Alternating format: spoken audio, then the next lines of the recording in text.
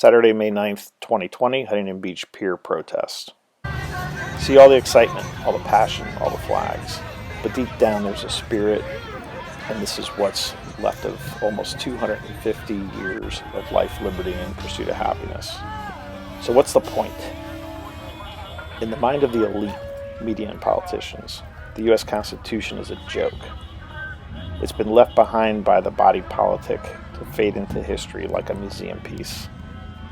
It's been run over, trampled on, and flat out ignored for the past 100 years at least. How appropriate in the year 2020 we now have clear vision of this catastrophe.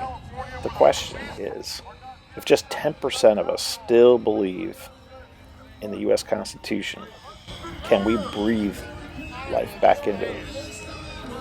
Can we return to constitutional government and law? I pray so.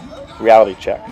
For the last 100 years, self-serving, anti-American activists have planted themselves throughout government at city, state, and local levels, and in all three branches, legislative, judicial, and executive. Judges now scoff at their constitutional limits, pointing to their constitution, volumes and volumes of court precedences, and Congress abdicates lawmaking to not only to judges, but the executive branch regulators. So it won't be held accountable by the voters. Now in the day of COVID-19, we see the propensity for each governor to either grab power or trust the decisions of its citizenry. Here in California, Governor Newsom is creating, enforcing, and imprisoning violators of their daily whims. Exercise only is permitted on the beach.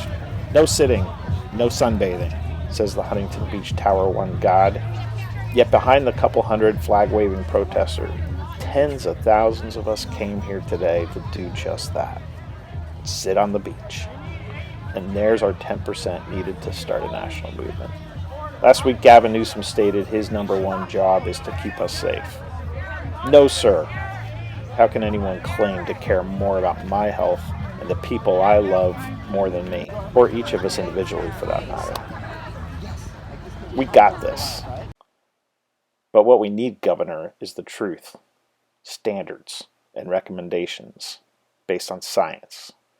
Not hundreds of police on foot, on horses, on motorcycles, in helicopters, and not a silent media saving you from embarrassment, cherry-picking a couple knuckleheads and showing ground-level views of crowded beaches versus aerial footage showing tens of thousands by personal choice, standing 2 to 3 times the 6-foot distance mandated by the disease, and defying the exercise now order.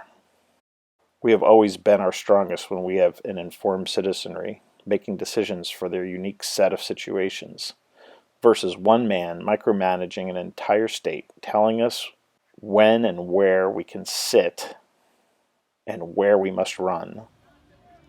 Or would you prefer we kneel? So what? Now what? I pray to God He continues to provide all of us with the clarity of 2020 vision on the value of individual liberty provided by that old dusty U.S. Constitution. And everyone sees with their own eyes why we absolutely cannot continue to confer more power to fewer people. Although some might very well be good, only inherently bad people thirst for positions of great power. And today, tens of thousands of us stood, or should I say, sat our ground, primarily just wanting a day at the beach. Not a fight, but that, in its essence, is the powerful simplicity of liberty. Final observation.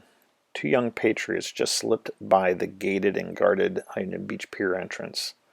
With flags waving, they ran the length of the pier all the way to Ruby's, which was closed, by the way, being cheered by beachgoers and being followed by 5 patrolmen on foot, 2 Huntington Beach police SUVs, a circling police helicopter, and someone's private drone. I guess you must only run on the beach, not the pier. 5 patrolmen came back with the flag hand-rolled around its pole, and the 2 patriots were arrested and held in the SUVs behind Ruby's for hours until the until the crowd dwindled so as not to give them another moment of fame. No media was here today, so none of this really happened. God bless America.